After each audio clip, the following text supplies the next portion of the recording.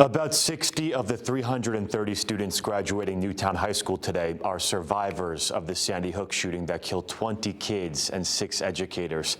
Now, as all those students look beyond high school, it's the legacies of their fallen classmates, all of these faces right here behind me, that are motivating their goals for the future.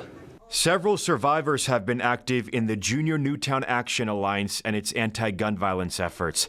They recently took that mission to the White House, meeting with Vice President Kamala Harris about gun safety laws.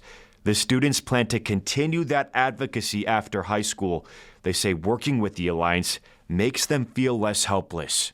I knew I wanted to do something more since I was younger when the tragedy first happened.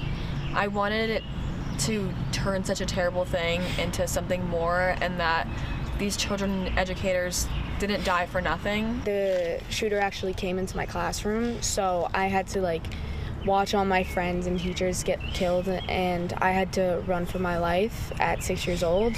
And I know that was really traumatizing for me, and just growing up with having the fear and the what ifs of what could have happened if I stayed, because I was gonna be next, but there was a split second where a kid decided to say run, and we ran.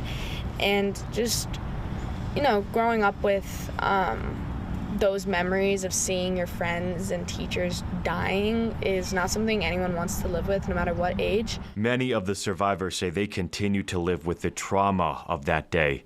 Loud noises still cause them to jump out of their seats, and some always keep an eye on a room's exits. Many have spent years in therapy for post-traumatic stress, depression, and anxiety.